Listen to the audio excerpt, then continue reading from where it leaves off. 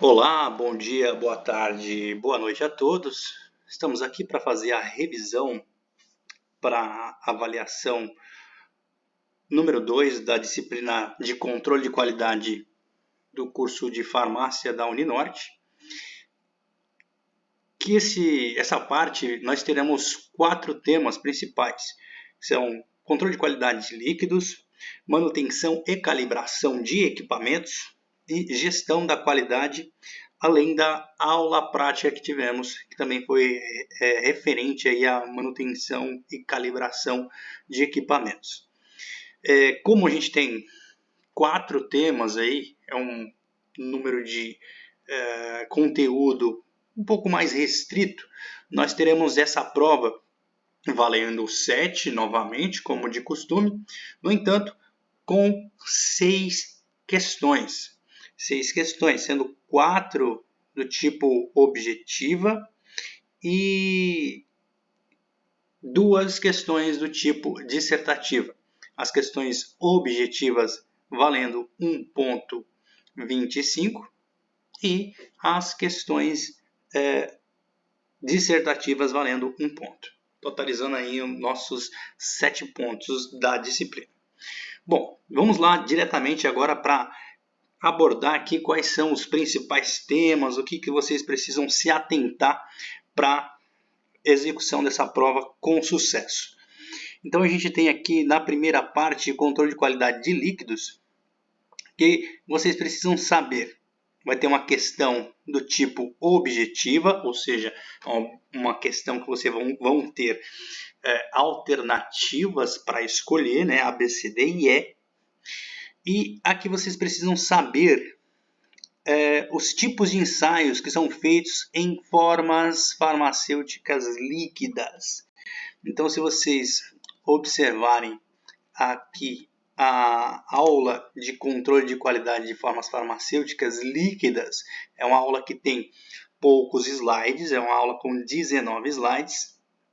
E aí a gente começa aqui, falando do controle básico, vai falando aqui já dos tipos de ensaios que são feitos nas formas farmacêuticas líquidas, incluindo a água, que é a principal matéria-prima na produção desse tipo de forma farmacêutica. Então a gente tem aqui condutividade, TOC, que é o carbono orgânico total. Vocês também não precisam saber aqui dessa parte de metodologia, mas precisam saber dos testes. A gente também tem os testes microbiológicos, que são importantes, pesquisa de coliformes totais e termotolerantes. Prosseguindo aqui, a gente tem a pesquisa de Pseudomonas aeruginosa, que também entra na parte de pesquisa e identificação de contaminação microbiana. Já nos testes químicos e físico-químicos, nós temos aqui determinação da densidade, utilizando o piquenômetro, ou também utilizando outros tipos de equipamento para fazer a densidade, como um densímetro digital, também pode ser usado. Controle de determinação de volume, que é feito através da medição de 10 frascos diferentes. Determinação do pH. Vocês se lembram lá na prática que vocês também viram este tipo de pHmetro aqui, que é um pHmetro de eletrodo de vidro. É importante que vocês reconheçam esse tipo de equipamento, já que vocês também tiveram contato com ele na prática. Fez a calibração ali com os três tampões de pHs diferentes, certo? Teste de segurança biológica é tranquilo, não vai ser cobrado aqui. O foco maior dessa disciplina é a parte química e físico-química das determinações de controle de qualidade. A gente tem aqui dissolução, que é usado aí para suspensão. A gente viu dissolução lá nas formas farmacêuticas sólidas, que servem para medir quanto de fármaco é dispensado, ele é disponibilizado para o fluido biológico, né? Então, no caso de uma suspensão, a gente tem uma fase sólida também, apesar de ser uma forma farmacêutica líquida, é uma forma farmacêutica líquida heterogênea, ou seja, ela tem uma fase sólida, dispersa, suspensa, e uma fase líquida, que é o dispersante ali, né? Então, a gente tem que dissolver essa parte sólida. Então a gente vai medir essa dissolução, que geralmente é onde está o fármaco, né? Na parte sólida de uma suspensão. Não faz sentido você ter uma suspensão em que o fármaco já está dissolvido. Bom, métodos de doseamento, isso a gente viu lá na primeira etapa, né, da disciplina. Tranquilo, a gente fez até a dosagem aqui através de uma titulação colorimétrica, né? A gente também tem outras formas de doseamento. A gente também tem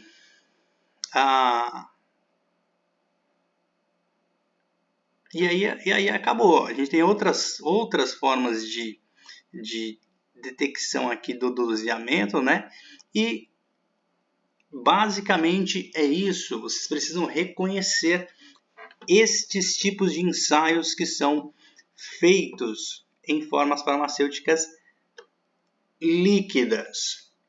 E aí, nessa questão, o que vai acontecer? Muito provavelmente, vocês vão ter descrições de ensaios que são feitos em formas farmacêuticas líquidas e também de ensaios que podem ou não ser feitos em formas farmacêuticas líquidas.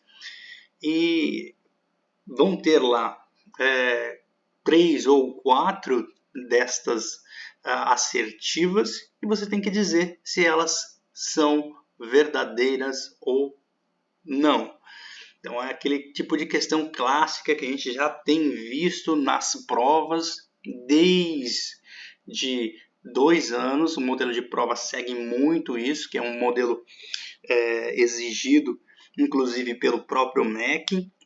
Então é uma questão que entra um contexto, entra ali algumas assertivas e você tem que ser capaz de identificar quais assertivas estão corretas ou não. Tranquilo aqui na primeira questão, a gente volta aqui para o guia para avaliação e a gente tem aqui controle de qualidade de líquidos, vai ser isso. Vai ser você reconhecer os tipos de ensaios feitos em formas farmacêuticas líquidas. Muito bem. Próxima questão, ou próximas questões, na verdade, a gente vai tratar sobre manutenção e calibração de equipamentos. Então, manutenção e calibração de equipamentos foi uma aula que a gente tem aqui, A gente tem essa aulinha aqui que a gente viu. Uma aulinha que tem 63 slides, mas também é bem tranquila. E a gente tem aqui como a primeira questão objetiva, que vai ser abordada na prova, a respeito da definição de ajuste de equipamento. Então a gente tem que ver aqui, seguindo aqui, a gente vem, que envolve a gestão do equipamento, definição do que é ajuste de equipamento. Aqui a gente tem a definição de monitoramento e aqui a gente tem a definição de ajuste de equipamento, que é a operação destinada a fazer com que um instrumento de medição tenha desempenho compatível com o seu uso. Ou seja, essa é a definição exata aqui do vocabulário internacional de metrologia. Mas a gente tem aqui o que? Basicamente, trocando em miúdos. O ajuste de equipamento é você fazer com que o equipamento meça realmente o que a gente pretende que ele meça. Então, fazendo uma analogia aqui com a prática que a gente teve, né, lá no termômetro. Então, o que precisa ser feito ali no equipamento, no termômetro?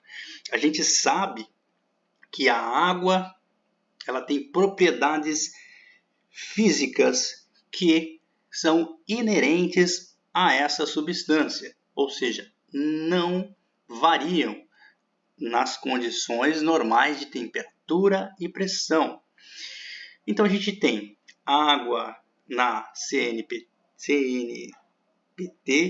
condições normais de temperatura e pressão. A gente tem que a água ela solidifica a 0 grau. Se ela solidifica a 0 grau, quando a água está a 0 grau, na presença de água sólida, ou seja, gelo, a gente tem um equilíbrio térmico, em que eu tenho água no estado líquido e água no estado sólido, sendo que ambos estarão em equilíbrio térmico e, portanto, estarão a 0 graus Celsius. Da mesma forma, como a gente viu lá na prática, a água ela entra em ebulição a 100 graus Celsius.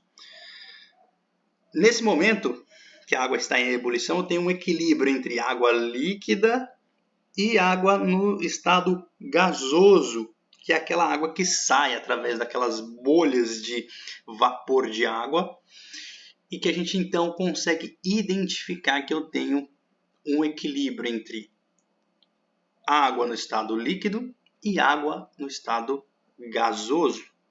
Portanto, aquela água, a gente sabe através das propriedades físicas da água, está a 100 graus centígrados. Então, no nosso caso, o termômetro ele tem que estar marcando 0 grau na água com gelo e tem que estar marcando 100 graus Celsius na água que está em ebulição. Se ele não está marcando isso, isso significa que é necessário ter um ajuste nesse equipamento. E o que seria esse ajuste no equipamento? Seria o quê? Uma operação, como a gente vê aqui na nossa descrição, é uma operação destinada a fazer com que um instrumento de medição tenha desempenho compatível com o seu uso. Ou seja, a gente tem que fazer uma operação para que o termômetro, o instrumento, que é o instrumento de medição, tenha um desempenho compatível com o seu uso. Ou seja capaz de marcar 0 grau quando a água está em equilíbrio com o gelo e seja capaz de marcar 100 graus Celsius quando a água está em ebulição. Então é isso que a gente vai chamar de ajuste de equipamento. Muito bem. Essa aqui é a definição de ajuste de equipamento que você deve conhecer.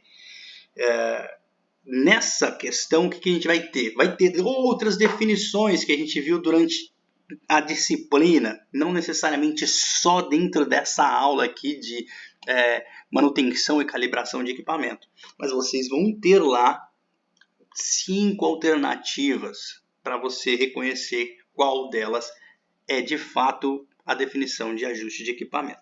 Então, é uma questão bem simples aí, bem prática de você pegar aí o conceito. Já a seguinte questão, também falando dessa aula aqui, que é a de manutenção e calibração de equipamentos, vai ser uma questão dissertativa. Você deve escrever nessa questão aqui com as suas próprias palavras, né? Então a gente tem aqui, descreva o conceito de manutenção preditiva. Então nessa aula aqui a gente segue e a gente começa a ver o conceito de manutenção preventiva, vai seguindo aqui na manutenção preventiva, depois a gente vai passar para manutenção corretiva, como a gente está vendo aqui, e lá mais para frente o que a gente tem? A manutenção preditiva. O que é a manutenção preditiva? Ela consiste numa junção das melhores características que a gente teria em relação à manutenção corretiva e à manutenção preventiva. Então, a manutenção preditiva, o que ela pretende, né? Ela pretende fazer uma determinação do ponto ótimo para executar a manutenção de forma preventiva num equipamento. Ou seja, o ponto a partir do qual a probabilidade do equipamento falhar assume valores indesejáveis. Ou seja, eu vou o máximo que eu puder ao limite do equipamento, sem, no entanto, aguardar que ele entre em pane, em colapso, haja uma quebra, um defeito, assim como acontece na manutenção corretiva. Na corretiva eu espero aparecer o defeito. Na preventiva, que é a primeira, né, que a gente falou, a preventiva ela só simplesmente determina uma data ou um número de ciclos e faz. Aqui não, aqui eu faço um monitoramento para utilizar o meu equipamento até o limite, até a melhor condição que eu posso extrair desse equipamento sem que tenha defeito e sem que eu tenha que fazer uma manutenção muito prévia, muito antecipada, com condições de peças que estão ainda em condições de uso muito boas. Então é nesse sentido que a manutenção preditiva ela pretende atuar. Então fazer uma manutenção que seja não tão breve quanto a manutenção preventiva e não tão tardia quanto a manutenção corretiva. A corretiva ela acontece tarde demais, porque o equipamento já quebrou, já interrompeu meu fluxo. Então é tranquilo. Então vocês têm que saber aqui estes conceitos aqui que a gente acabou de falar a respeito da manutenção preditiva. E isso aqui é uma questão dissertativa. A questão com nível aí mais intermediário de dificuldade, mas bem tranquila considerando esta revisão. Muito bem. Passando para o assunto seguinte, é o assunto aí da gestão da qualidade. Nessa aula de gestão da qualidade, a gente tem também uma outra questão objetiva. Lembrando que nesta prova, questões objetivas, que serão apenas 4, terão valor de 1,25, enquanto as dissertativas, aquelas de escrever, terão valor de 1 ponto, totalizando 7 pontos nessa prova. Muito bem. Seguindo aqui, a gente tem a questão objetiva, dessa aula aqui da gestão da qualidade, vai ser extraída ali da parte que corresponde aos slides 6 a 12 dessa aula. Então a gente entra aqui na aula de gestão da qualidade, tá no final aqui. Então, de gestão da qualidade, a gente já vai direto lá, ó, qualidade, definições, a parte introdutória, a gente já vai direto aqui, ó, para evolução da história da qualidade. Então, nesta parte aqui da gestão da qualidade, a gente vai tratar a respeito aqui, ó, dos slides 6 a 12. Ou seja, é a parte conceitual de como se trata a qualidade. Então, a gente fala aqui da evolução histórica dos principais autores, que são o Edward Deming, Joseph Juran e o Philip B. Crosby, que tem conceitos que são importantes que vocês conheçam, muito mais do que o nome propriamente dito deles. Então a gente tem aqui o Deming, que tem desenvolvido aqui aquela ferramenta que a gente já viu na primeira parte da aula, da disciplina, na verdade, e também vimos na disciplina de tecnologia farmacêutica. A gente tem aqui, ó, o PDCA. PDCA, que consiste num ciclo de ação em que a gente tem uma etapa de planejamento, uma etapa de execução, que vem aí do inglês do. A gente tem uma etapa de checagem, né? De verificação, que é o check. E a gente também tem uma etapa seguinte, que é a act, que é ação, né? Que é disponibilizar o produto final. E esse ciclo, ele se renova, ele se repete, ele nunca se encerra. Então, um processo de melhoramento contínuo. Então, é importante vocês conhecerem que esta ferramenta de PDCA foi um desenvolvimento aqui no controle e gestão da qualidade. Então, aqui a gente tem aqui alguns conceitos de criar consistência do propósito da direção. Isso aqui também é construir qualidade desde o começo e melhoria contínua, né? Isso é importante vocês terem como conceitos. Aqui o Juran, ele tem aqui a determinação de quem são os clientes, identificar as necessidades do cliente. Então você vê aqui que o Juran, ele tem um foco no cliente. E aí a gente tem também que os planos devem estar a nível operacional. Da mesma forma que o autor anterior, a gente também tem aqui melhoria contínua da qualidade.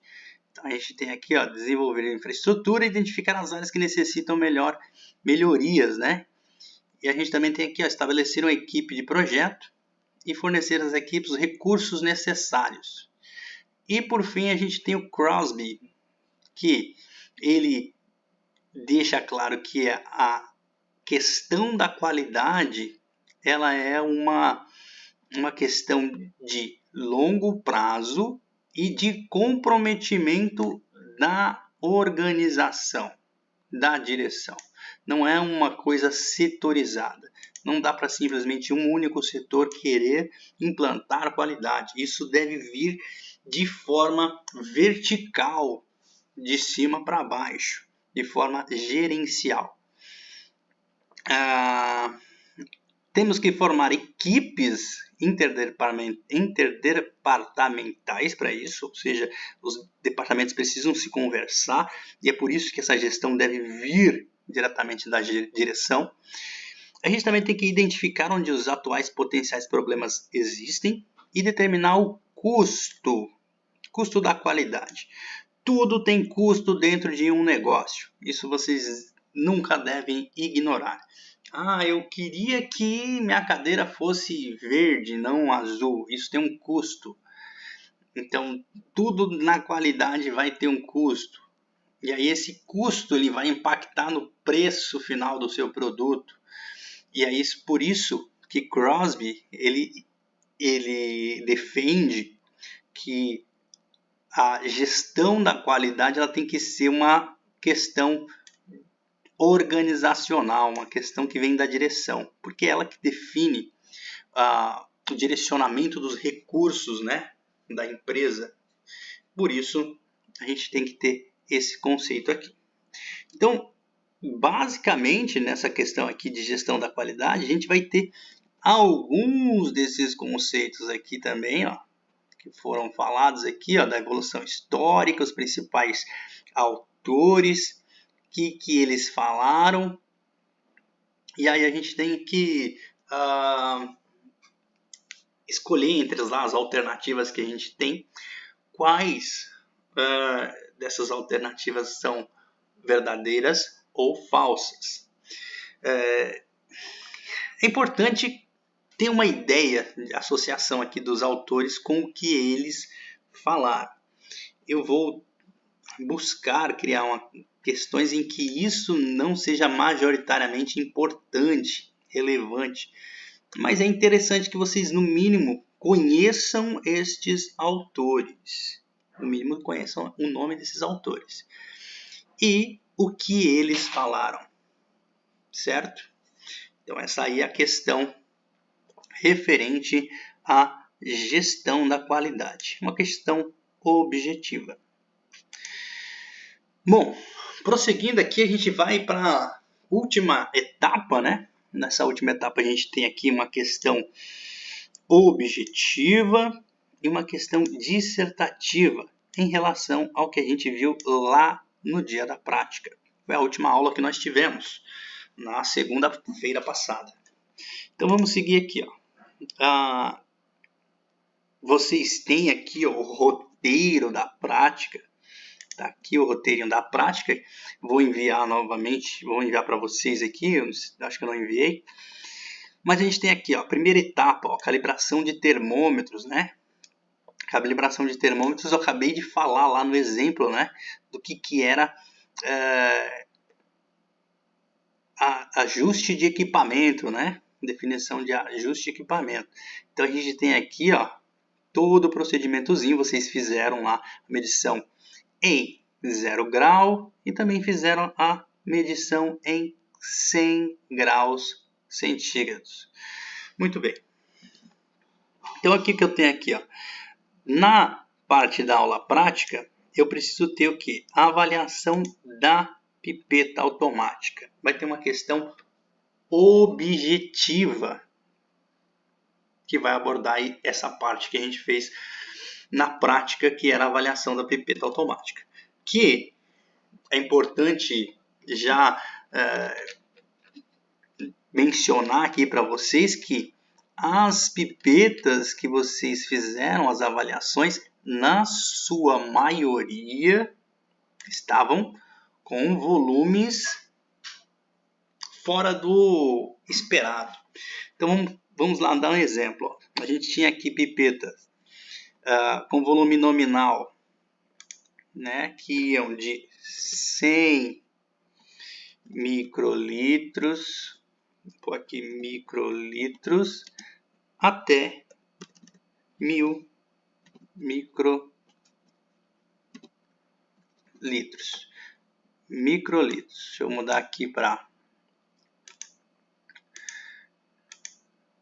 nosso símbolo de microlitros aqui para ficar certinho. Então a gente tem aqui, ó, um volume nominal da pipeta de 100 a 1000 microlitros. Então o que a gente tinha aqui? Volume mínimo 100 microlitros. Volume máximo 1000 microlitros. Volume a 50%, portanto vai ser 500 microlitros. E aí o que vocês precisavam fazer? Pegar lá um volume, ajustar a pipeta, né, para o volume aqui pedido. E aí vocês iam ter que fazer o quê? Pesar essa água aí, pegar o volume de água e pesar essa massa. Vamos lá dar um exemplo. Vamos dizer que a massa de 0,99 gramas. 0,99 gramas, isso. Na verdade aqui é menos, né? Vamos fazer aqui 0,098 gramas. Isso vai dar então 98 microlitros. E assim por diante. Vamos fazer aqui 0,097. Isso dá 97 microlitros. Mais um exemplo aqui, 0,097 de novo. E 0,98 para a gente encerrar aqui nesse exemplo. Então aqui vai também dar 97 microlitros e aqui 98 microlitros.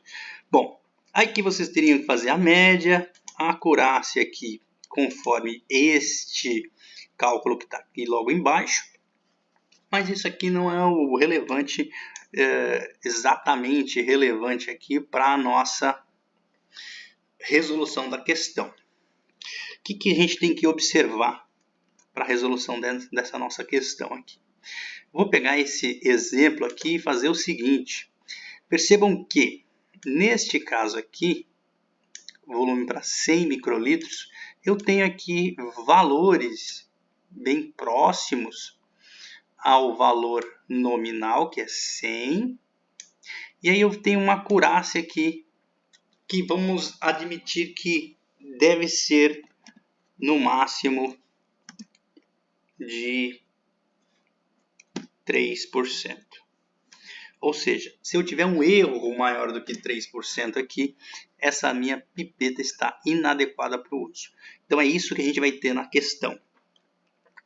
Eu tenho exemplos de pipetas na questão que foram avaliadas por um suposto analista e que vão ter valores como esses de média e também acurácia e desvio aqui, que vocês devem avaliar se as pipetas estão ou não adequadas para o uso.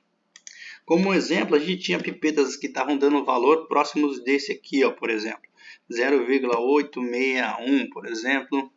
Vamos fazer aqui 0,865, 0,798, 0,834. E aí a gente tem o quê? Que os microlitros aqui vão ficar o quê? 861 microlitros, 865 microlitros, 798 microlitros, 834 microlitros. Percebam que, mesmo não fazendo a conta, aqui mesmo não fazendo a média, eu percebo que estes valores estão aqui próximos ou mais próximos de 850, mais ou menos. Vamos pôr aqui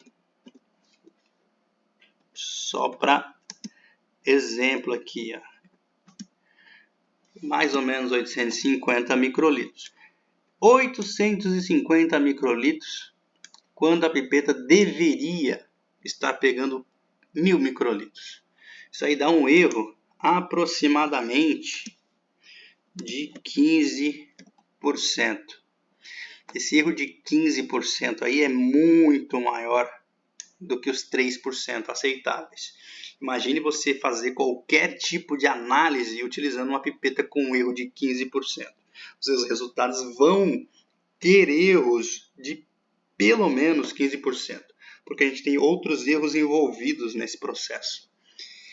Então, nessa questão aqui, vocês vão ter alguns dados de pipetas analisadas pelo determinado analista, e vocês têm que avaliar se as pipetas estão ok para uso ou devem passar por algum tipo de manutenção. É esse tipo de avaliação que vocês devem ser capazes de fazer. Não é simplesmente você marcar esse monte de número aqui e não saber o significado, não saber para que serve. Como decidir, o que decidir a partir desses dados. Então, é esse o objetivo dessa questão. É uma questão que exige uma capacidade analítica, né, de números, mas que está dentro das habilidades que são necessárias para essa disciplina. É uma questão que pode parecer, a princípio, um pouco mais complexa, mas é de nível bem intermediário aí para a execução. Quem fez a prática e observou ali bem como é que esses números se comportaram e a gente conversou lá na hora a respeito disso, vai conseguir identificar que as pipetas estão ok ou não ok perfeitamente. Certo, pessoal? Então a gente tem aqui, com esta questão aí, completo todo o guia para avaliação de controle de qualidade. Espero que todos vão bem nessa prova. Eu já fico à disposição para responder qualquer dúvida que vocês tenham a respeito desse conteúdo. Posso responder já pelo online, inclusive. E nesta segunda-feira estaremos lá presencialmente na faculdade para sanar algumas dúvidas, caso alguém necessite ter essa dúvida sanada ali pessoalmente. Mas tranquilamente aí eu acho que dá para resolver de forma online. Pode ser colocada a dúvida aí diretamente no grupo, que é interessante, que já serve para os demais. Caso a pessoa não sinta à vontade, pode falar no privado também, eu vou responder numa boa para vocês. Prova somente na próxima semana, né? No dia 19 aqui de junho. Então, nesse dia 12 que vocês estão livres para estudar para as outras semanas, para as outras provas da semana, né? E para tirar as dúvidas também comigo a respeito dessa prova, dessa disciplina. Ok, pessoal? Muito obrigado pela atenção, muito boa noite, bom dia, boa tarde, dependendo do horário que você está assistindo esta gravação.